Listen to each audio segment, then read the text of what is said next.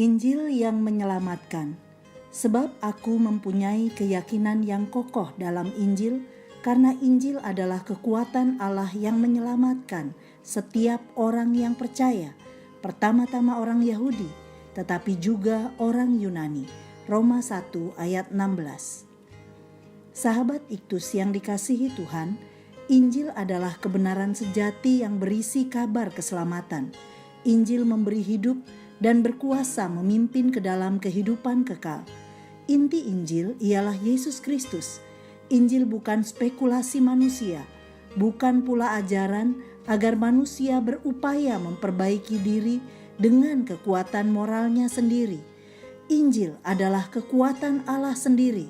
Karena itu Injil mampu menyelamatkan siapa saja yang mempercayakan diri kepadanya.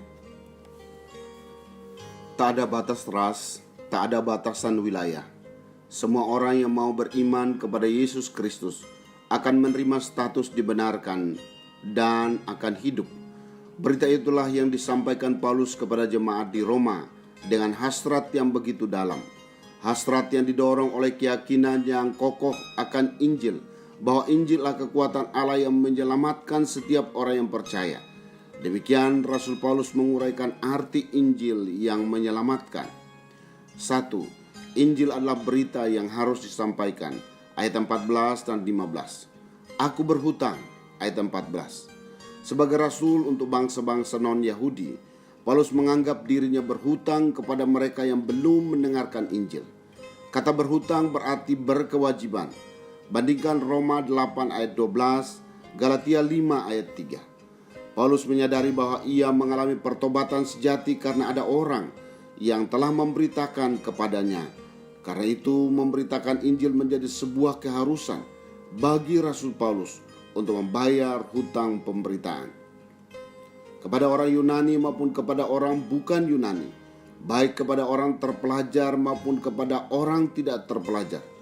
Orang Yunani menunjuk pada orang-orang yang beradab dan berbudaya di sekitar Laut Tengah. Sedangkan kelompok orang yang tak berpendidikan dan tak berbudaya, biasanya dari arah utara, yaitu orang-orang yang tidak berbicara bahasa Yunani. Hal ini berarti bahwa Injil ditujukan bagi semua kelompok orang dan individu. Rasul Paulus menyadari hal ini sehingga ia berkobar dalam pemberitaan Injil. 2. Injil adalah kekuatan Allah. Ayat 16. Paulus sama sekali tidak merasa malu terhadap Injil yang ia sampaikan. Ia begitu yakin akan kebenaran Injil itu.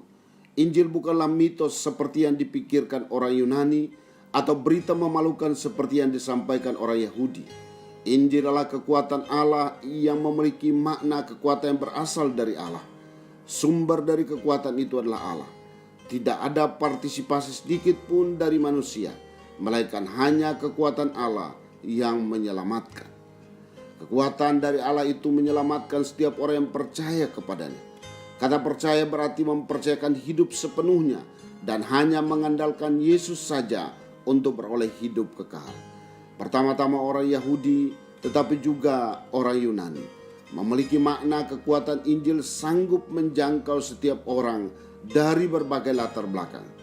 Injil dapat merobohkan tembok legalitas agama orang Yahudi, filsafat orang Yunani, dan kekuatan militer Romawi yang berlaku pada masa itu.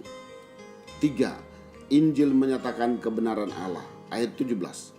Dalamnya nyata kebenaran Allah, yang berarti dalam Injil ada kebenaran sejati yang berasal dari Allah. Kebenaran menggambarkan karakternya yang terwujud di dalam tindakannya. Allah itu benar dan ia kebenaran itu sendiri.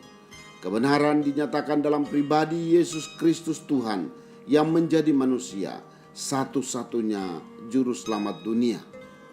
Kebenaran itu diresponi oleh iman, bertolak dari iman, dan memimpin kepada iman. Bandingkan 2 Korintus 3 ayat 18. Bertolak dari kemuliaan dan memimpin kepada kemuliaan. Sejak seorang percaya dan menerima Yesus sebagai Tuhan dan Juru Selamat, seorang memiliki iman yang menyelamatkan. Selanjutnya, iman itu bertumbuh, berkembang, bertahan terus. Sahabat Iktus, Sebagai orang yang telah diselamatkan, kita memiliki hutang Injil. Jika tidak ada orang yang menyampaikan kepada kita bahwa Yesus adalah Tuhan dan Juru Selamat, maka sudah dapat dipastikan bahwa kita akan binasa. Karena itu kita harus menyadari kewajiban kita untuk memberitakan Injil kepada setiap orang dari segala suku bangsa dan berbagai kalangan. Injil adalah kekuatan Allah yang menyelamatkan, sehingga ketika saya memberitakan Injil dan seorang mengalami pertobatan, maka itu bukan karena saya. Ada kekuatan Allah yang sanggup merobohkan tembok kekerasan hati manusia sehingga ia bertobat. Tugas saya hanyalah menyampaikan kebenaran. Yesus adalah Tuhan dan Juru Selamat satu-satunya. Dan berita ini haruslah diresponi dengan iman.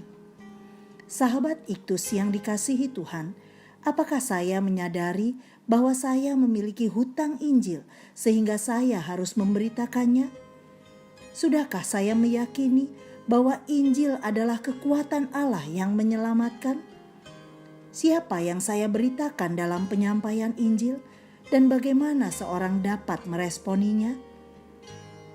Tuhan Yesus, saya bersyukur karena Tuhan telah memakai seseorang untuk menyampaikan kabar baik kepada saya sehingga saya dapat percaya dan menerima Engkau sebagai Tuhan dan Juru Selamat. Sekarang saya menyadari bahwa saya memiliki hutang Injil. Berikan kesempatan dan keberanian bagi saya untuk menyampaikan kebenaran bahwa Yesus adalah Tuhan dan Juru Selamat, sehingga banyak orang menjadi percaya dan menerima Engkau dalam hatinya. Amin. Tidak ada kekuatan lain yang dapat menyelamatkan manusia selain kekuatan Injil.